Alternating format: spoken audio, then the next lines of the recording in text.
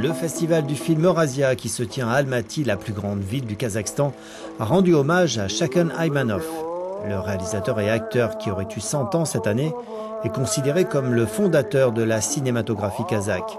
Il a joué dans des dizaines de pièces et de films et il a tourné 11 films. Il est mort en 1970.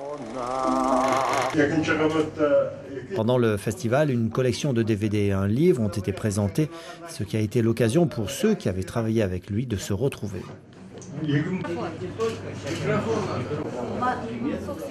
Parmi eux, l'acteur Hassan Ali Hashimov qui avait travaillé avec lui sur le film La fin de l'Ataman.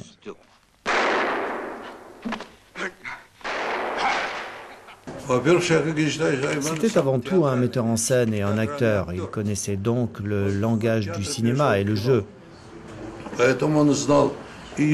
Sur le plateau, tout devait être naturel et authentique. C'était son credo.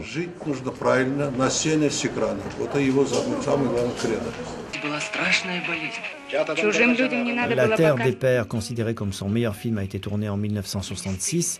Murat Akhmadiev était alors un jeune garçon. C'était la première et la dernière fois où il s'est retrouvé devant une caméra.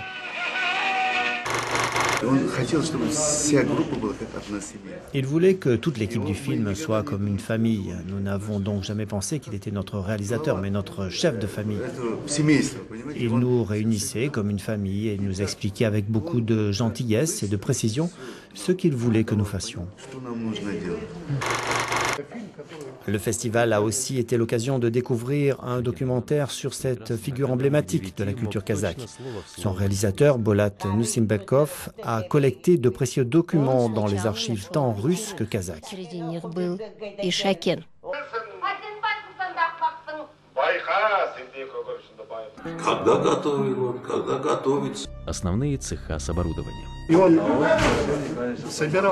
Il rassemblait avec tout son travail toutes les nationalités autour de notre cinéma. Aujourd'hui, il ferait de même et il réunirait les gens comme cela se faisait à l'époque soviétique, où l'on voyait travailler ensemble dans les studios des Juifs, des Russes, des Kazakhs et bien sûr des Ouzbeks. Et ce n'était pas du tout une star arrogante.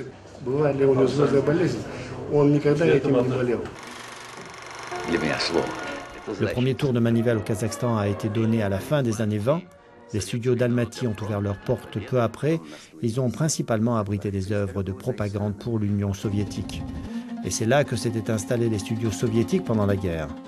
Après la chute de l'Union, le pays a vu arriver une nouvelle génération de réalisateurs. On y tourne une dizaine de films par an.